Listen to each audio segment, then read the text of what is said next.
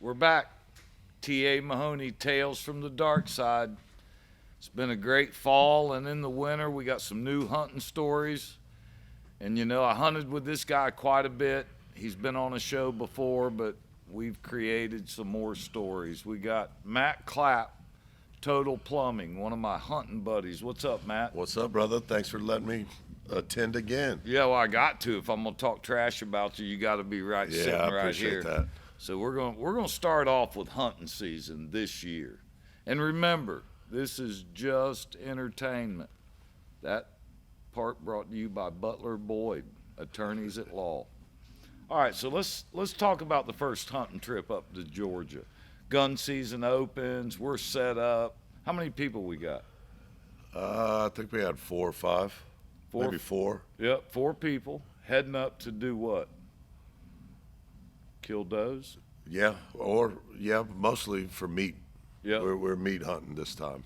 We see a buck, we get to shoot it. Well, what happened? If you remember on that trip, I had to postpone mine. Of course, y'all said to go see flowers in Connecticut or something, but it was You were supposed to watch the leaves fall in Connecticut. That's what I was I'm told. having to give you ammo here. That ain't the way this is supposed to work. How was that, by the way? I never went. Oh. That was my wife going, so I had to stay there. And, it's kind of hard to get somebody to watch your dogs. I know you get people to watch your dogs, but 110-pound Rottweiler that's kind of a slightly aggressive. More like 85 pounds. 80, maybe 70. Wilted. 70, wet. But kind of hard to find somebody to come over there and pet them and feed them. So I stayed back, and, of course, Matt wasn't changing no plans. No, I'm going hunting. Well, it was, a group of us, Yeah, I'll get it all revolves around Mike. But you were the shot caller of the group. For once. Okay, so I'm going to go ahead and go. So what'd y'all do when you got there? Well, we did pretty good. Well, at least I did pretty good. I put meat in the box for everybody and contributed to the whole tribe, This is before I even got there, right? I think I had 3 or 4 of them down. Yeah, and then you thought I flim-flammed you and took it to a different processor. The meat. Yeah, I remember. Yeah. The cooler was full. We had to take it off. So they're getting rid of what they shot, so they really ain't got to show it. Did y'all shoot any bucks? Yeah, I believe I got one, yeah. How big was it? Maybe you put both sides together, it looked like a normal side. Is that the one you were going to rattle? Yeah, with? I was going to rattle with just like that. About the size of your hands. Yeah. Really draw the big one in. Yeah, that wasn't my biggest, we'll say. So on my way up there, these guys figure, well, the cooler's full. Let's take it to the processor. Mike Boom, won't see get what rid we of the really evidence. got, Yeah, then it's all ground up. So I get there, and I start to see just a couple buzzards flying over. So I heard, a neighbor told me that there was some shots fired over there. And, of course, they say, well, we got 4 deer, but we shot at how many? Well, I think it was 7 or 8.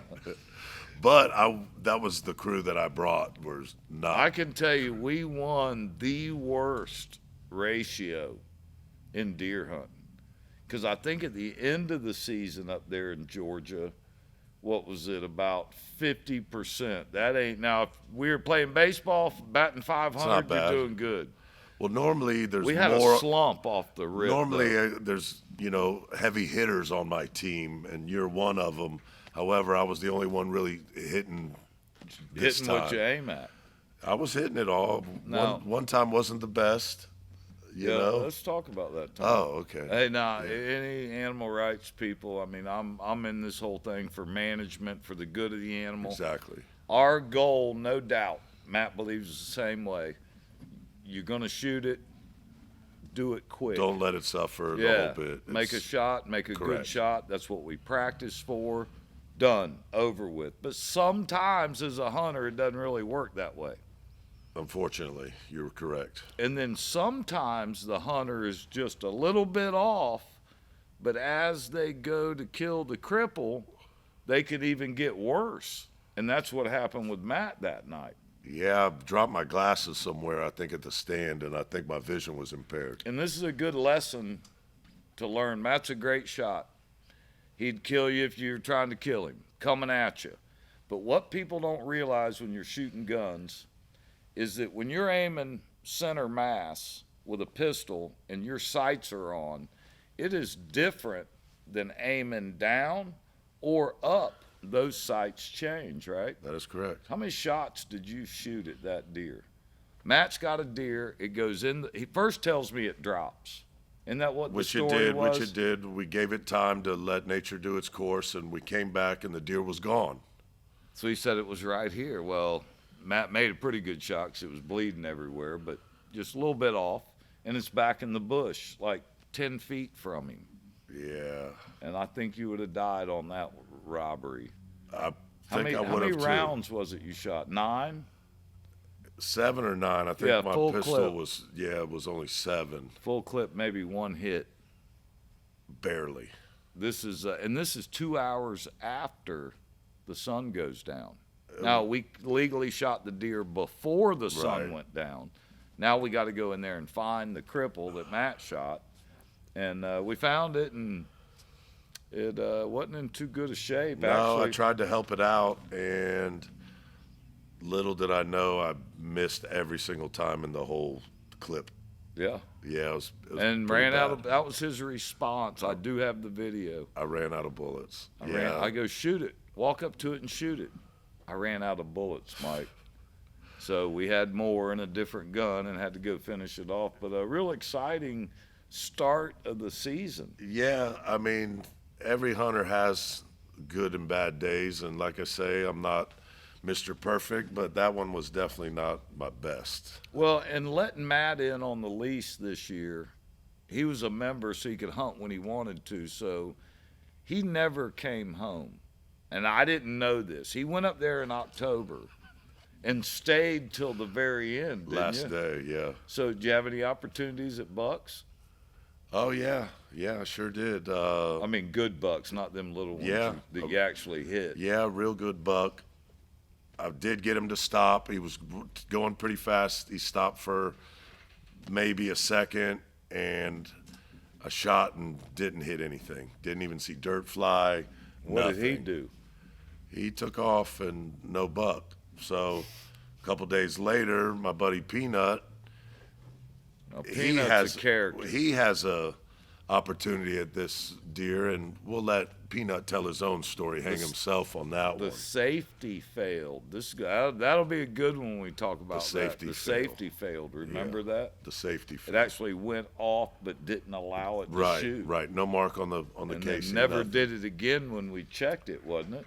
That is correct. I mean, it was. So I mean, I that's told you gonna be a good one. I bring some good weirdos with me. Yeah, you brought a winner. The king of the weirdos. That's for I'll sure. bring them. What So it was only one buck this year you had a shot at? Yeah. Even though my buck was small, I do accidentally remember you making a mistake that I believe you and Tommy LaRange talked about. Were we talking about that now? Yeah, since we're talking about And which, let me. partners. I'll and tell you how groups bad and- this season's been so far. I'm actually going to say this, Matt. Which mistake? Which I one are you know. talking about? I'm gonna let you hang yourself on those. Starting, You know. in Georgia, boy, not good. No, I Big tell you doe, what, it's too. definitely a very humbling sport. I mean, Just what when I you think you're good, you're not. yeah, you definitely get humbled by the wildlife. For sure. Well, and it shows you one thing that we probably ought to shoot a little more. Maybe Yes. at targets and Targets not and necessarily moving animals. But had a great Georgia start of the season, and we finished up, I think, our group with probably 12 deer, yeah, we did good 6 overall. people. I think Good it's overall. 10 does per person or something like that. Yeah, 7 does. we weren't even close. No, we didn't get close to that. But I believe I got 6 does and 1 buck that I'm not that proud well, of. think about it. You were there for 2 months. you didn't come home. I You- did go to the camper when it was dark, but legally, I would never break the rules. No, not Matt. No, By the book, Matt. You already know. That's what I've always called you. By the book, Matt. That's the only way to be. You Above got to lead board. by example. Yeah. And You then know? we went into What's the next hunt we went on? You went to Texas. I went How'd to that Texas. go? Texas went very good. You took Aaron I with took you, right? Aaron. Got Aaron his first Another buck wall weirdo. hanger. You're definitely a weirdo. My vice president, best friend at my company, Total Plumbing. He runs the service and all the guys. Real good guy. But he had been missing out the past couple years, and I wanted him to get that big buck out of his system, and he got him a gorgeous 12-pointer. I mean, Y'all did real good over there. real good, real Yeah. good. I got a 2 10, a bucks 12, and 3 Aaron got a bucks. 12. Correct. We did Yeah. real good. And black buck antelope, Yeah, right? it was an excellent time. Yes. Thanks to your buddy hooking us up with there. That was awesome. Yeah, Tate. He's the man when it comes to Texas. He's on my friends list there. Total different hunting. Yeah. Total different hunting. Yeah, and I encourage people to do that who's never been to Texas. It's like hunting a high fence without a high fence. Some places have them, some places don't, but it's definitely a different region and a good time. I will say this. It was probably the best experience Aaron and I could have had by seeing a lot of deer and learning how to age them a little bit and not getting so shaky on the first deer you see. Right. You know, you give you a little bit of, calm and relaxing and give you some time. And it was good. You know what's funny is when you talk about that, about learning to age them, and I got into deer hunting when I was about 35. I'm 54 now, so I hadn't been deer hunting all that long. But I thought the more you knew, the better you got and all that kind of stuff. But I'll think I know how to age something, and then of course if our buddy Keithy Onechuck up there in Canada could be sitting right here, he'd be laughing his butt off because I don't know how many times I've made that mistake. Whether it's a shadow and you think it's bigger than it is, and I shoot a lot, and I guess with shooting you're going to get some mistakes. But that is for sure. I'm glad he's not sitting here right now. Sometimes when you're aging like Texas bucks, totally different than a Georgia or Alabama buck, different regions, they look different, their weight looks different on them and their age. Exactly. But I can tell you this, I don't care where you're at. When the big dog walks out, you'll know it. There'll be no Exactly. question, there'll be no nothing. Like and you said if you're counting points, then, that's not the biggest monster. You're talking yourself. That's what he always Yeah. tells me up there in Canada. If you talk yourself into it, not the one you want. When he comes out, you're going to know the one you want. And I got a few of them in here that most of them did that to me when they Where'd you stepped get out. most of them? Estate sale, was it? No, I got them from your house. You had leftovers, didn't you? Oh, yeah. I think most of them in here, I counted one time. A lot of the big game animals in my store are not something I shot. They're from other people that had them in a garage or somebody's wife. Yeah. Imagine that. When you dealt with all that before. Used to. Yeah. Not anymore. Yeah, Matt's has made some poor decisions. Poor decisions, quite a few. Yeah. We won't talk about those. You're doing better. That's all right. I'm doing better, but I welcome the talk. He's on his way too, on his way to being loaded with a trophy room, killing 3 animals, mounters up in Texas and Last year, Canada that monster in and- Alberta. Oh, yeah, my gosh. went to Alberta with me. It was a good time. That was the best time ever. We're going to talk some more hunting and fishing. We're going to talk some more stories and entertaining you. So hold on, and we'll be right back. Tales from the Dark Side.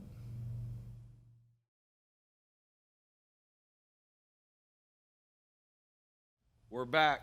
T.A. Mahoney, Tales from the Dark Side. Got my weirdo buddy with me, Matt Clapp, today. We're talking hunting.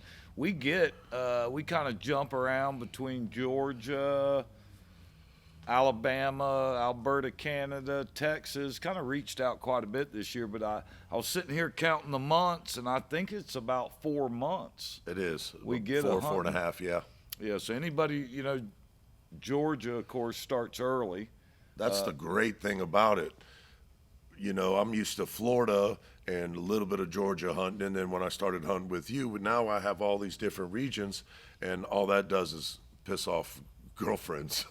Yeah. Because, it used to be a month and a half, now it's 4 months. Sorry. Yeah. Matter of fact, what do you tell them now when you meet some girl that seems like she wants to date you? I tell them it's probably not a good idea during hunting season. Well, because, I'm always gone, and they're like, well, what about the holidays? And I'm like, well, name a holiday. And it's Halloween, I'm in Georgia. Here I'm in Thanksgiving. Alabama. Thanksgiving, I'm normally in Canada. New Year's, Christmas. Alabama, or Texas, Yeah. and it's Kind of tough on that. So you let them know right off the rip. There ain't yeah, no arguing. Normally, it doesn't work out in my favor. Yeah. It just happens. Yeah, Better than going through a bunch of crap and trying to be somebody you're not, right? long distance is better than Yeah, that's some funny stuff right there. You got told one time I was at the hunting camp too. What was it? A long distance. A long distance stepdad is better than no stepdad at all. And we still laugh about that, just to even think. Not laughing about the situation, Right, but right, he of was course. not a stepdad at the time. I was not doing my duties as You a know, stepdad at the time. He was Yeah, into it for about 2 months, and we're calling him stepdad. But we don't want to talk about the other thing there. Yeah, You got the phone call on. But let's wrap up Georgia. What happened to me, and I know this has happened to a lot of people out there, it was the last year of the lease. I leased it from a buddy of mine who decided to sell it. In my opinion, I'm going to tell you my side of the story. Baseball player moves into town, right? He's done got paid too much. He's got more money than he knows what to do with. I think he might have been a pitcher, didn't find the plate anymore, so they got rid of him, and he's sitting on this big knot of cash that he never really had to work for. But, it's just my take. right. I don't want to offend anybody. I'm just what goes through my head. So I got this guy on the other side of the power line, and I'm basically, our property up there is the last block of woods before you go into the farming where the deer are going to eat. So basically, my 210 acres, they funnel through my property to get to the farming. So it's like, I've shot my limit of deer and my friends almost every year, It's been very productive. and I'm sitting on a block of woods that, 10,000 acres that they don't kill that much. So I'm kind of doing the management. Oh, yeah. Let's say. I'll help. I'm still trying not to shoot young bucks. Right. Matt's a real good judge of age. He shot a young buck, and he's going to tell you how good he can age them. But of course, that was after that, right? A lot of people would have been very proud of that buck. Yeah, you weren't. I still hadn't. When I don't send you the pictures right away, there's a problem. Yeah, and you're like, oh yeah. Where's the well, pictures? Yeah. Last year, one of y'all shot. Oh, you did. What's that? You said, I shot a doe, and I walked over there and grabbed That wasn't last it. year. I said, he's a nice doe. Oh, I did shoot a button buck. Yeah, Yeah, last year. I did. So to end the season, I find out this baseball player is going to buy the property that we're on. Now, most hunters I know, because I know outlaws, Used to. not all of them, but most of them would say, you know what? I'm not on there anymore. I'm shooting everything. And in fact, I had a video of an 8-point that I videoed. Very respectable. Yeah, real nice 8-point. I've shot a bunch of them. I said maybe one of my buddies will shoot. I would have shot it. I have shot them. So Right. I'm not going to say I wouldn't have. It was just I shot so many. So I videoed it and brought it back to camp, and I put Aaron there. Yeah. Said if he walks out, kill him. He's coming out. He made a scrape, ate, everything. So most people know when they're losing the lease are going to shoot up the woods. That's what we call it. We're going to shoot every animal that's in there to make the new owner get what It he was kind of deserves. sour, but yeah, that wasn't us. Wasn't what we did, but what did we do? We made them think that. Exactly, Shenanigans, flim exactly. flam. You want to know what flim flam is? This story he's about to tell you. We wait till the last day of the season. We're respectful. Last day, I brought a big trailer, brought Peanut, 2 other buddies, and we're going to get all of our stands, mostly Mike's, throughout all the years and load them up. So we did. And I asked Mike, I said, hey, last the season's over, I said, I got a bunch of rifles and guns and some other things that go pow. Do you mind if I, shoot them off? He's like, yeah, no problem. So he's probably thinking a few here and there. Well, I think each one of my buddies brought 3 or 4 different rifles or guns or shotguns, and I think I brought Tannerite too. Oh yeah. Oh yeah, yeah. I got the video. So for the next, right when we were done at the last stand, everybody shot for at least 2 hours straight. Well, then wasn't really enough. We put a big jar of Tannerite into a bunch of stuff and blew that up. Well, figured it's kind of like fireworks at the end of the year. You go off with it, end of the season, fireworks. Here we go. And it was great. It worked great. Did exactly what I was hoping it would do, and made some people nervous. But just kind of makes me mad a little bit when the money pushes you out. I've never been that way.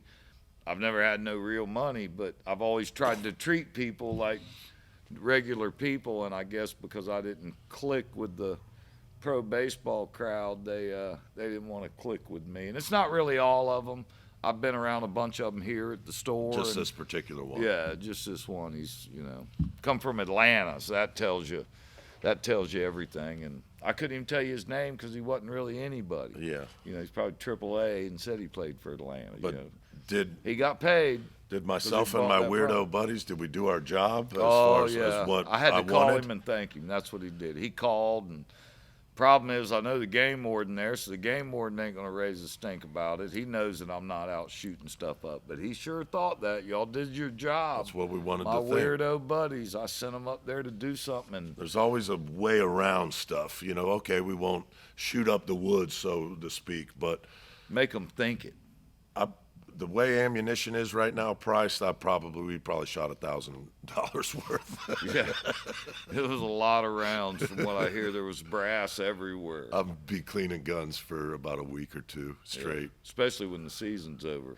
I know we've had a good time. We've gone up to Alabama. We still got one more week. One more week. We were up there for a couple of weeks ago. We got to see the rut. I mean, what did you see there? Incredible. Tell them the lesson you learned about the cell phone texting. The cell phone texting. Sitting in a blind and watching a big buck walk by. Oh, on your yeah. cell phone. Yeah, so Mike puts me in this spot that big, they are not pressured, just a small little lane. You got to be on your toes. Well, I know it's the rut anytime, any second. The monster could come out. Well, I had some texts. My dad, texted me this and that, and I was starting to get a little bored, and I picked up my phone. This is about after 4 straight hours. Picked up my phone, started texting, and something went through my head like I probably shouldn't be texting. As soon as I went to go put down my phone, I look up, there's the man, just seeing his back end going in with a monster rack. So I kind of had a little hissy fit to myself and walked out of the stand, and pity party for me. And then you come back looking for me. I left my phone in the now stand. We're trying to wash it. This is another. If you want to know what flim flam is, okay, we're about to hear it because I hadn't really I hadn't questioned him on it yet. I go to pick Matt up. I said I'll be on my way at this time, and then all of a sudden, he stops answering me. I'm texting back, hey, I thought you hadn't seen that. You ready to go?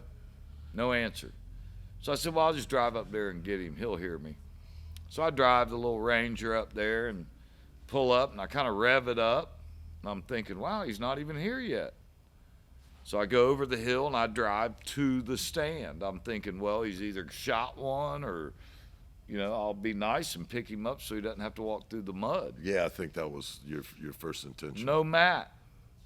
I pull up to the stand. I look in the stand. His phone, shooting sticks, jacket, everything. No Matt. Where's Matt at? Matt's pulling a Mark Fewox. They like walking. He taught me. Big walkers. Oh, yeah. They want to walk around and see what you Walk got. and They don't stalk. believe you're putting them in a good stand. He's going to be There's always somewhere better than where he's putting you. Yeah. We need to talk. Let's rewind a little bit. Let's hammer Mark. Your take on Fewox this year. And I'm glad when he listens. He's a friend of mine. Great dude. I like him. One of the but best what guys is it ever. with these people that think they know more than you do? You've been 18 years on one property. Well, I think the best part of you and Fee Walks' little tales this year, he was shooting, what, a 243? Yeah. And missed this buck, blah, blah, blah, real nice buck. And, of course, Mike lets him have it, and he's like, look, the only people that are allowed to shoot 243s are kids and people that are good with shot placement, and you don't have it. That was the funniest. That we started to get into an argument Yeah. about it, and Mark's telling me, and I know this is true, a 243 can kill any big game in North America, no problem, with shot placement. And then I told him, that's something you don't have. You better shoot a shotgun. So Mark, what's he do? Shoot at the buck? Twice. And A twig got in the way Yeah, again. twig. 2 years in a row. yeah, 2 years in a row, twig monster. I think the twig got you last year too, when I backed the trailer into the into the tree. No, that was you. Oh yeah. You spooked them, and I had to shoot them while they were running. Never my fault. So Mark, what's he do? He gets in one stand, then he goes, hey, what's this other stand I found down here? There's a bunch of scrapes. Well, originally he was like, just put me in the woods. It doesn't matter I don't where care, I'm Mike, set. where I'm sitting. So I put him in Sorry, the Mark. woods, and he, I don't know if we can say it or not, but let's use the crap word. He crapped up the woods where he was at, and then he wanted to go to a different stand. He's in there tromping around. This is what he tells me. Look at all those scrapes back there. They were just hit. And I said, Mark, you're just on the other side of the bush of them. Let him walk out. Why pressure him? Let him feel relaxed. I don't go back there. There's a reason. So 2 days later, I go, Mark, they hit that scrape again yet? No. I go, because they smell you. And if you ever been around Mark, he smells like Hawaiian Tropic. He's got suntan oil on, bleached blonde hair, halfway down his back. He's, a Vidal fisherman. Sassoon. Yeah, Vidal Sassoon and just Huck, Camo, and Gruden's. We're getting on you, Mark. You have to come back on to defend We're rating yourself. on you. So the next day, we say we're going to put you in stand one. I go to the other side of the property. I'm thinking To get away. we got L'Oreal walking all through the Maybelline. Maybelline's walking all through the woods. I want to be on the other side where they're running to. From him. Correct. But at that time, Matt had shot so much, my buddies had shot so much, there was buzzards. We had buzzards. That's how you'd tell people to get to the property. Look for the buzzards and drive to the property. Wounded deer, cripples running around the woods. We got Maybelline. Luckily, I recovered all mine this year, so, These are all the ones he told me, because I promise you this, he didn't recover all. I don't know what the deal I've is, but talked he'll to- only let me go to the stand with and count my bullets now. Yeah, I got to count them in, count them Jeez. out. And he's Check trying to in and sneak check bullets out. in the pocket. He's getting a marker and marking the casings. So the last day we were with Mark, he said, I'll go to stand number one. Well, within an hour, he was at stand 3. Didn't like it and was moving to 4. So he had covered 115 acres on the Quite a one bit. side. By himself on that side. Everybody's scared to even be over there. So I told Matt, next time Mark goes, we're taking a boot. And I'm on now. This is what's happening now. No, I'm gonna be He boot boy. learns from L'Oreal and Maybelline how to walk around and find a better spot than what Mike's knows, right? So I get to the stand. I'm telling you all the story about driving in earlier when I thought of Fee Walks walking tall. And, Mark is what, 6'2"? Yeah. 6'2", he's over a couple 100 pounds. He is no cat walking through the forest. And I did notice one thing about him. He started out wearing regular hunting boots. And then within a day, snake boots. And then I caught him checking soles. And anybody that knows what I'm talking about, most people think, what's he talking about? Well, they're checking the bottom of the boot because he's walked around so much, he wants to tie you into the walking around. Oh, no, me and Matt got the same boot, same tread. Yep. But Mark doesn't realize who he's dealing with. I don't just hunt from the truck. I've been all Plumbers through the and woods. roofers have different boots. Yeah. for sure. So then I go to pick Matt up in Alabama. No Matt. Where you at? He has one little water bottle set. He probably pulled it out of the buggy and put it on the ground. I was getting trash out of the other stand. Exactly. You got to He's keep trash everything boy. clean. Hansel and Gretel. You want to know what stand Matt's going to? Follow the wrappers. Gummies, Snickers, sandwiches, Diet Sprite, Whatever. whatever That's it me. is. Just toss it out. Hansel and Gretel. Follow him all the way to the stand.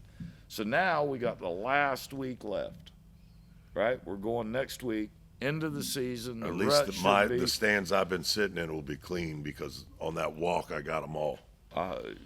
You're gonna walk a lot. You're gonna walk a lot this time. We're gonna drop you off. Maybe Hardiman will give me a piggyback where I go. Yeah, Hardiman's gonna have to be dropped off at the stand. Old Gimpy. Yeah, he's not going to make it very far. So we got 1 week left, and I'm thinking, what boot you want me to take when I drop you off, the right or the left? I think I'm going to wear Crocs so I can slide them on and off real quick.